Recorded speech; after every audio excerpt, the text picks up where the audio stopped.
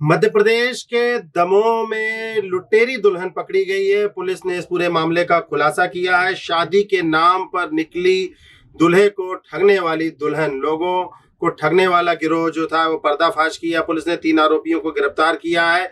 दमोह जिले के हटा का यह मामला है। बुंदेलखंड अंचल में शादी के नाम पर लोगों को ठगने और लुटेरी दुल्हनों के मामले लगातार सामने आ रहे हैं। मौका पाकर कथित दुल्हन ठगी कर रफूचक्कर हो जाती है। ऐसा ही एक वाकया हटा थाना क्षेत्र का सामने आया, जहां पर लुटेरी दुल्हन और उसके गिरोह के साथियों को पुलिस ने गिरफ्तार कर लिया है। हटा निवासी मनोहर नेमा के भाई की शादी समय पर नहीं हुई। जैसे तैसे एक रिश्ता भी मिला लड़की का, तो वह दुल्हन की शक्ल में लुटेरी दुल्हन मिली। क्या हुआ पूरा मामला और पुलिस ने क्या किया, आपको परत दर परत बताते हैं।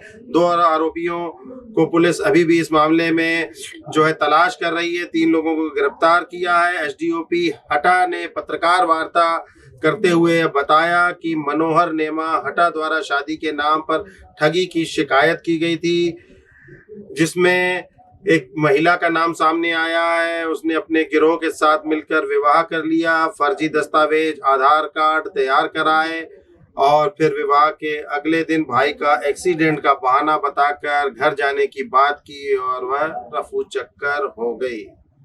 मेरे भाई की शादी नहीं हो रही थी, तो हमने रिश्तेदारों से सबसे कहा कि मेरी भाई की शादी नहीं हो रही है, कहीं अगर लड़की हो तो बताना। तो हमारे एक रिश्तेदार हैं तेंदुखेड़ा में, राम गोपाल जी नेमा, तो उनके यहाँ एक दूध देने आता है, तो उनने उनका नंबर दे दिया और उससे हमने संपर्क किया और उनने हमें एक दीनदयाल पांडे है चनौआ के, उनसे बात कराई और उसने हमें लड़की देखने के लिए बुलाया, मोहित सोनी जबलपुर। उससे हमने दोनों मिलकर बात की। उसने बोला एक शर्त रखी कि शादी करोगे तो एक ही दिन में होगी और जल्दी होगी, और ये सब बातें हुई हमारी। और उसके बाद घर पर शादी हुई और घर पर लेके आए। फिर उसने बताया कि हमारा भाई का एक्सीडेंट हो गया है चनौआ गड़ाकोटा के पास, और भाई ख़त्म भी हो गया है और हमें घर जाना है। तो मेरे भाई ने कहा कि ठीक है, हम लेके चलेंगे घर पे तुम्हारे लिए।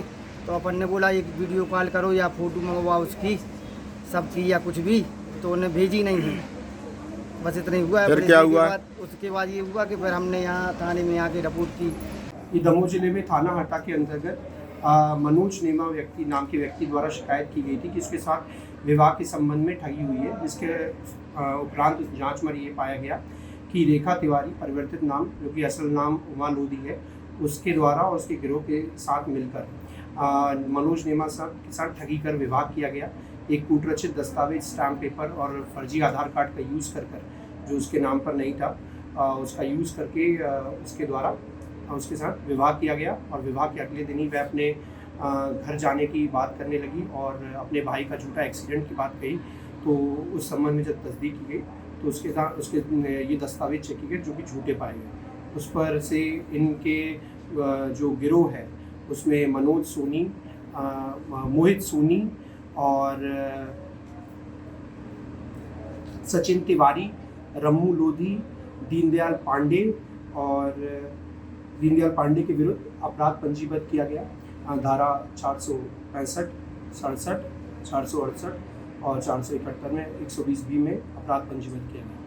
ये लुटेरी कितने आरोपी गिरफ्तार किए गए? इसमें अभी वर्तमान में 3 आरोपी गिरफ्तार किए गए हैं, 2 आरोपी फरार हैं।